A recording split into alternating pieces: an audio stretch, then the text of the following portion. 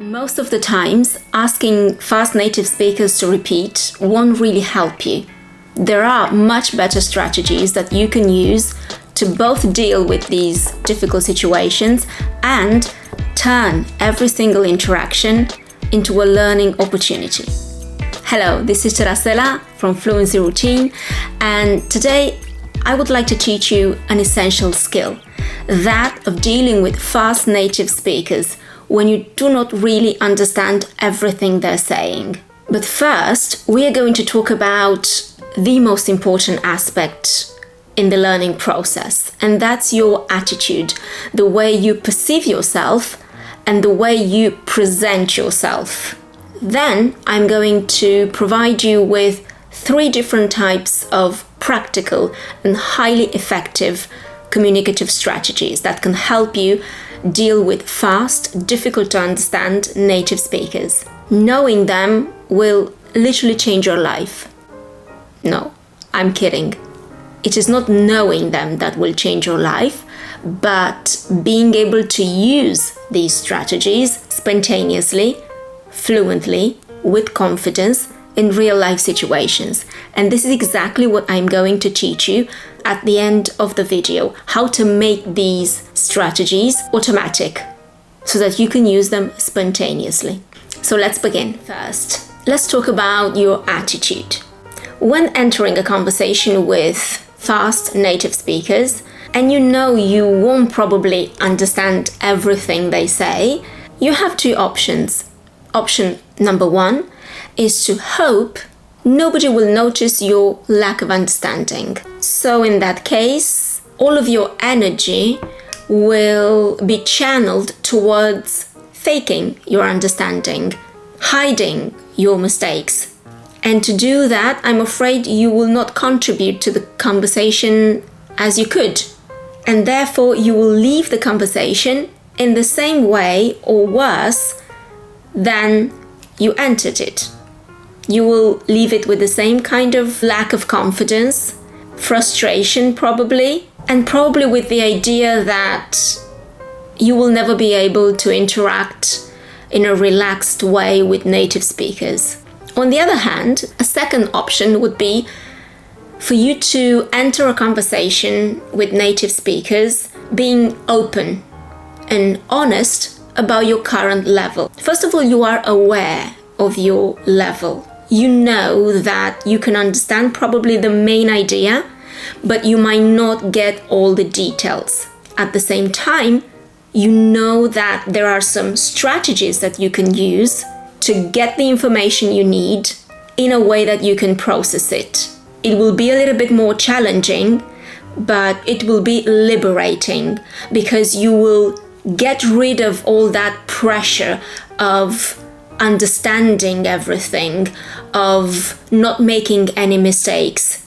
And that will channel your energy towards experimenting, learning, and therefore you will leave the conversation having learned something new and having built up your confidence. And that is the single most important thing in the learning process. Continuously challenging yourself, overcoming challenges, building confidence. So the communicative strategies that I am about to share with you work well if you decide to channel your energy towards learning instead of hoping and hiding. Throughout my experience, both as a learner and as a teacher, I have identified 3 main categories of communicative strategies that will help you deal with difficult to understand native speakers and at the same time turn every single interaction into a learning opportunity. When finding yourself in a situation where you didn't fully understand what's being said, the first thing you need to do is try to piece together every single piece of information that you got and try and check understanding before asking anyone to repeat the whole thing all over again. How do you check understanding? You can use one of the following phrases. If I well understood what you said, is, if I got this right, what you said is, I understand that if I'm not wrong, what you're saying is that, let me just check I got this right. Let me just check I got this right. What you said is, what these phrases will do is force the person you're talking to fill in the blanks. So they will feed you exactly the information that you missed. Now, the second strategy after checking understanding is to ask specific questions. And this is when you find yourself in those situations where it's not just the speed or the accent that prevents you from understanding, but are specific words or expressions you have never come across, and therefore they prevent you from understanding because they are the key words in the sentence.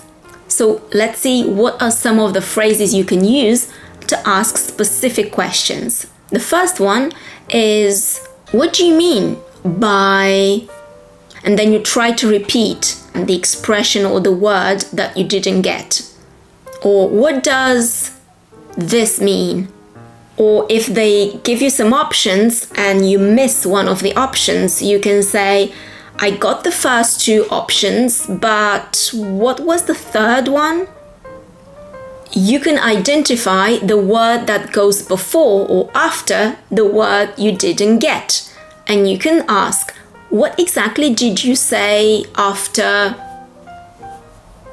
schedule or before meeting? I didn't get that word. I missed what you said after meeting.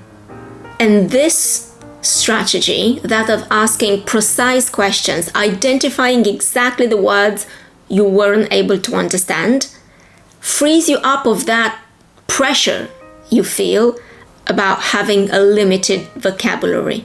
Also, by using these sentences, by using these questions, you will turn the interaction into a learning opportunity. But here, the most important thing is not asking this mechanically.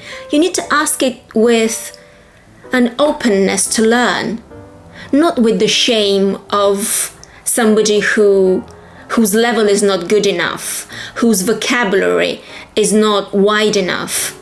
Your attitude will make the whole difference.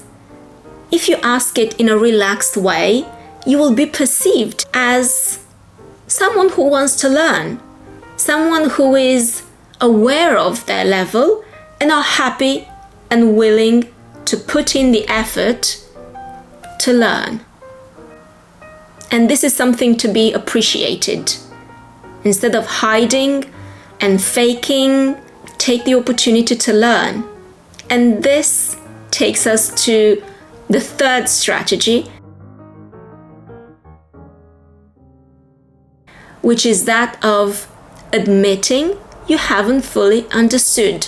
Instead of faking it, instead of hiding your lack of understanding and lack of confidence, you admit you didn't understand. But you do not stop at admitting not having understood. You then follow that up with a specific request. Let's see some examples. I'm afraid I didn't quite get what you said.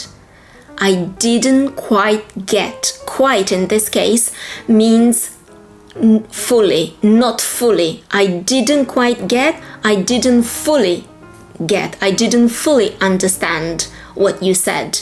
So I'm afraid I didn't quite get what you said. I didn't quite get what you said. And then the request, would you mind rephrasing? Rephrasing is a much better option than repeating, because repeating means hearing the same words at the same speed. If you ask someone to rephrase, you're basically telling them, please use other words to talk about the same thing. So they will have to explain again in a different way. And that really gives you a good chance to go through that again and understand what they're saying. So again, I didn't quite get what you said. Would you mind rephrasing? Or I'm not sure I fully got what you said. Would you mind explaining that again? And instead of explaining, you can also use the phrasal verb go through. Would you mind going through that second point again? Would you mind going through your last point again? An important thing to notice here is that this admission of lack of understanding is always introduced with I'm afraid or I'm not sure. These are the two ways even native speakers use when they have to admit not understanding. Instead of bluntly saying, I didn't understand, I didn't get anything, they would say, I'm afraid I didn't quite get. Or, I'm not sure I got what you said. And then follows the request. Would you mind going through that second point again? So to sum up, the 3 strategies you can use instead of can you repeat please are check understanding. You always try to check understanding before you apply other strategies. You ask specific questions if you didn't get specific words or expressions. And finally, you admit you haven't understood everything they said, and you follow up with a specific request. Now, as I said, it is very important your attitude, the way you present yourself, the way you ask these questions, not with a fearful, insecure attitude. You ask them in a calm way, confident. And how can you get to that point where you are able to ask and to admit you haven't understood in a calm way? Well, you really need to be able to ask all of these questions in a natural and spontaneous way. And you can only build that with practice and with lots of out loud repetition. That's why I'm now going to share with you how you can become confident and fluent at asking these questions.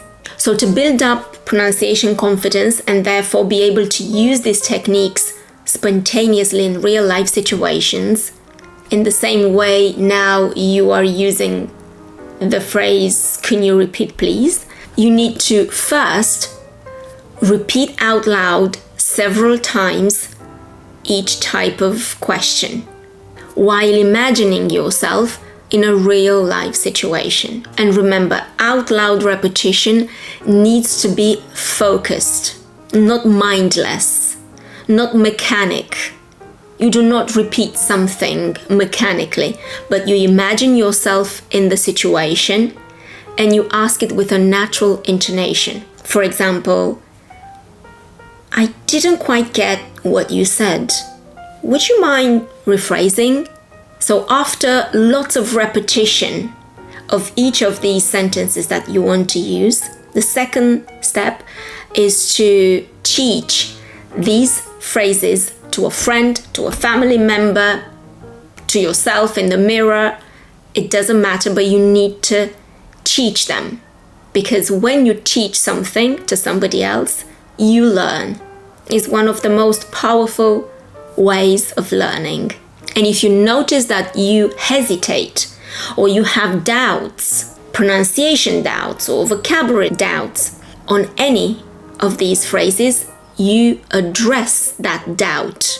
You go and practice exactly that bit that creates problems, that prevents you from saying the sentence fluently. So taking the same example, I didn't quite get. Instead of saying I didn't quite get what, it has to be fluent.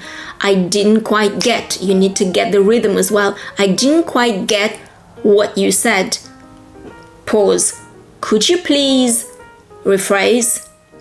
And next, third step is to choose a video that is a little bit challenging for you and pause every time you feel that you haven't understood, every time they are using an expression you have never come across. And so you give yourself the opportunity to apply these sentences in a spontaneous way, simulating a real life situation. And then the fourth step is to really challenge yourself and do all this in a real life situation. It won't be perfect the first time round. You won't feel fully confident the first time round, but making mistakes and building up your confidence and being honest and fine with your current level, knowing that you are going to improve it, these are the most important things. Do this consistently and with the right attitude, and I guarantee results. So that was it for today. Thank you for watching. Take care, and most importantly, take action. And I'll see you in the next video lesson. Bye!